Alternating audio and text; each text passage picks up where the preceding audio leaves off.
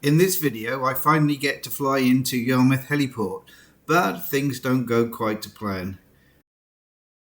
In the 90s, it was a very busy airfield for Bristow's helicopters serving the North Sea gas platforms. Kevin gave us a warm welcome and an interesting tour of the facilities. Whether flying or driving in, the new wargame area and the Airbus simulator will be available to visitors along with a brand new restaurant.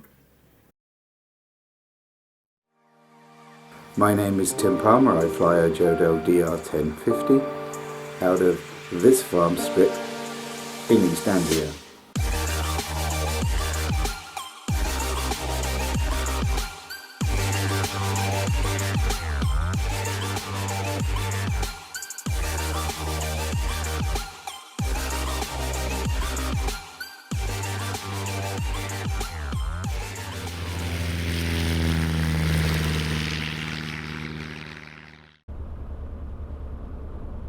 Are you happy? Yep, ready when you are.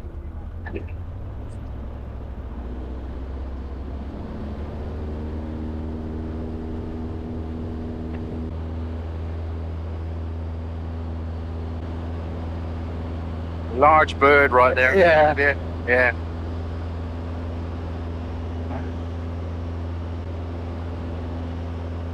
Suddenly wanted to pull left there just before we went airborne.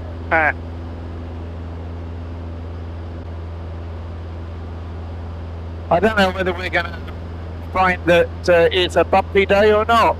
Well, we'll see when we get up there. What's a minute? 400 feet. Yeah. Can you make sure your mic is up close like that? Yeah, that's it. Because if not, I miss it. Okay. We're on our way to Yarmouth Heliport. We said that we'd want to do this for a while, but as the early part of this is stuff that we've done before, I'll turn the cameras off. Okay? Yeah. Can you just take controls for a little while for me, please? I have control. You have control.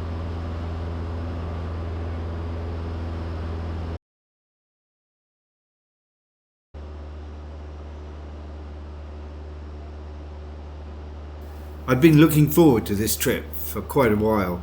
I'd spoken to Kevin a number of times on the phone, but for one reason or another, this was going to be my first visit.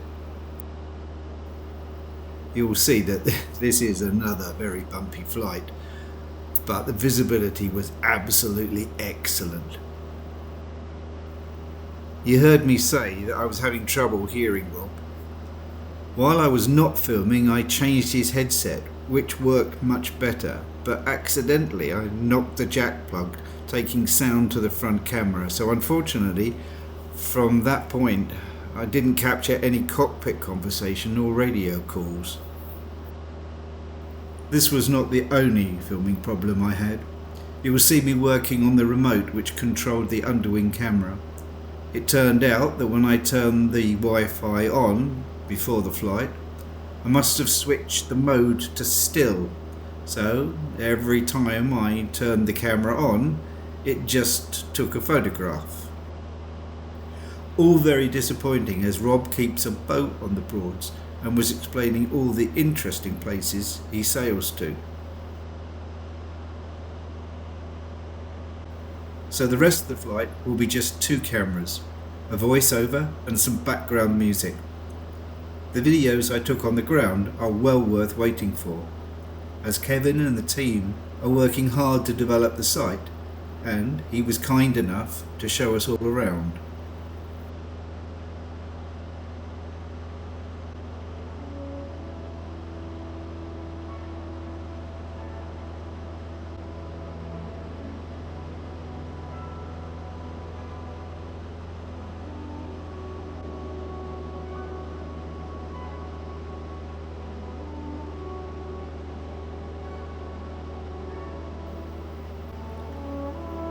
My initial call was Yarmouth Heliport. Jodel Golf Alpha Yankee Echo Hotel is 7 miles south at 1,500 feet and inbound for a landing.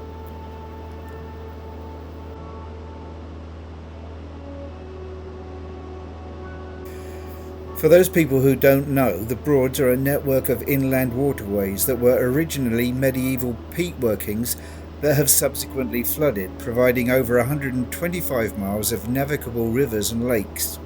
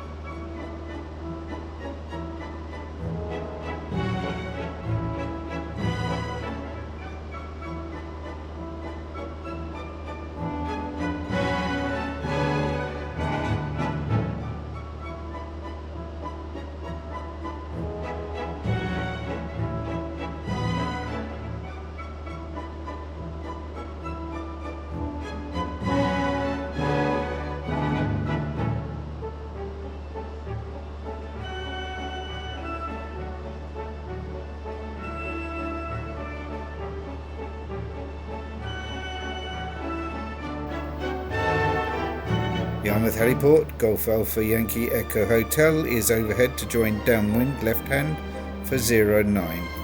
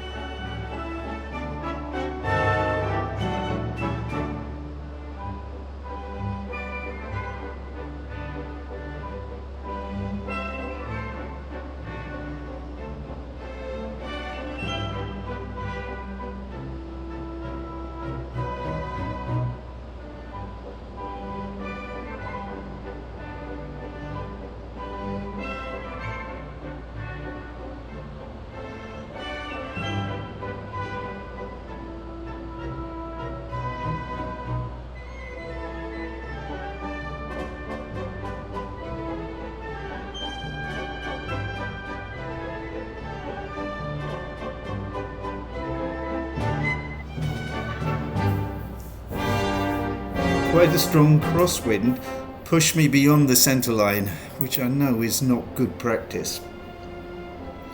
And then some fairly big bumps early on the landing run did throw us around quite a bit. That's probably an understatement.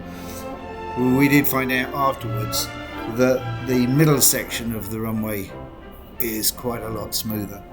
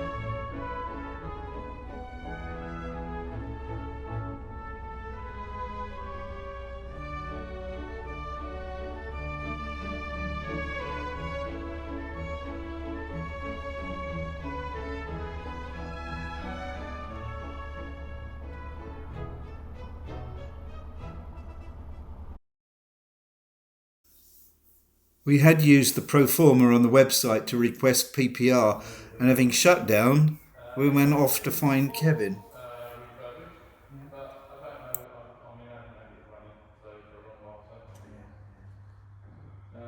he bought it, he bought it some time ago.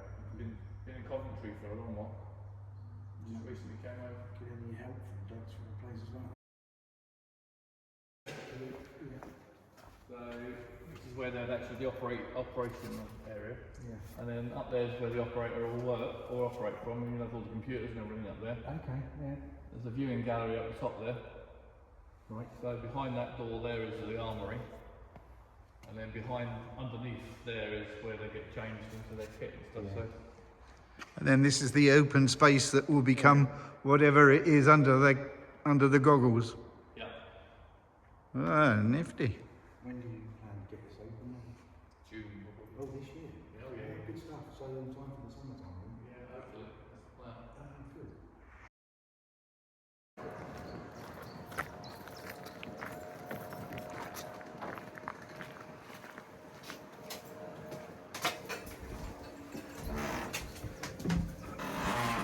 Thank you. Lovely. The check-in desks and X-ray units were remnants of the time when the helicopter passengers for the rigs would board from inside this building. And there's canteens. I could use Where the that. kitchen's going to go. Yeah. Okay.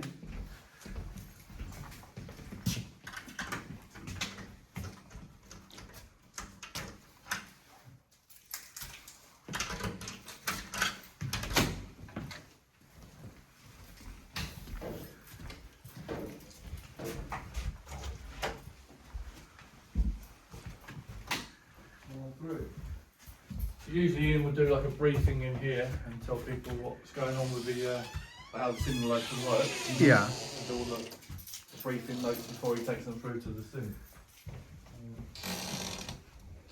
Simulator's in there.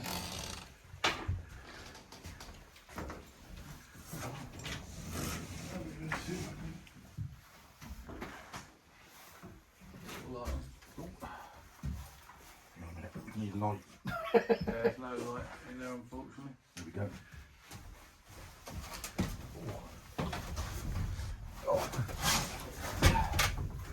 So in terms of controls and everything, it's absolutely as is. Yeah. Yeah. So the overhead panel is exactly what you'd expect. Do these seats actually move sideways and forward, don't they? Yeah. I was going to say, because those throttles are running a long way away.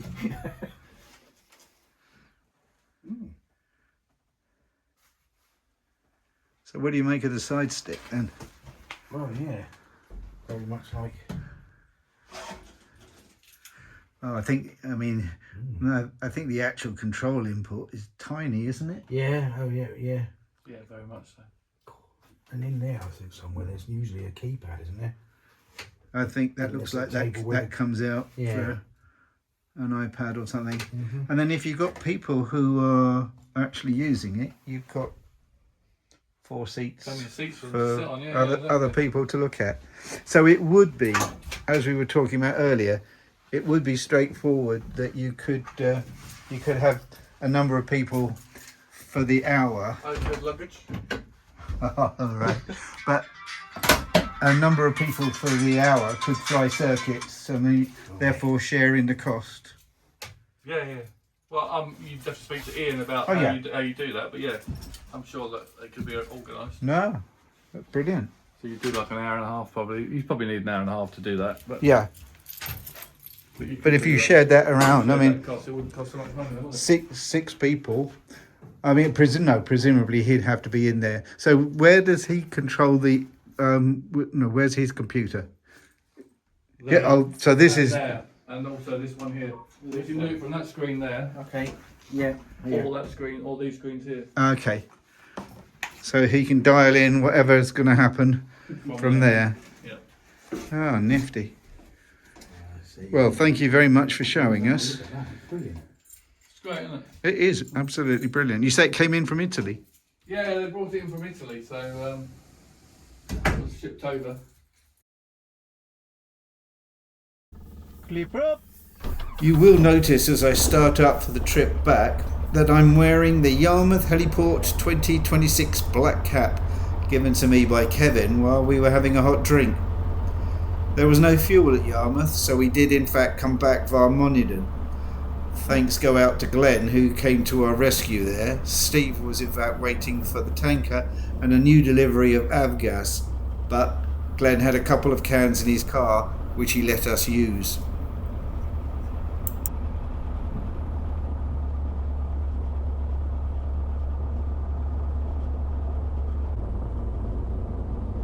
I was a little concerned by the concrete lip from the hard standing back onto the grass taxiway, but I took it slowly.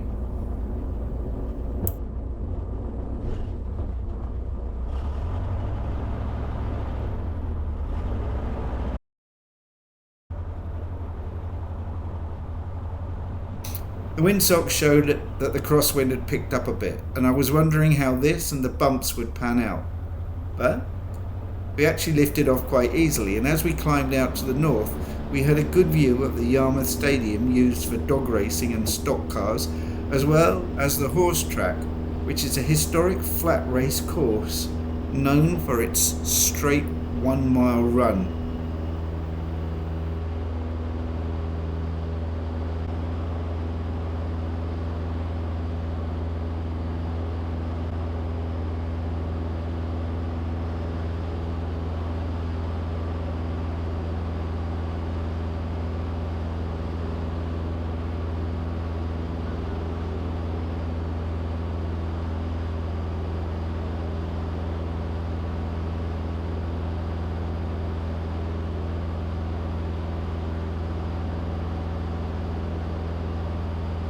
Kevin had told us that they'd recently put in a new runway, and Rob was asking about the length and orientation of this new short runway, which is not licensed yet.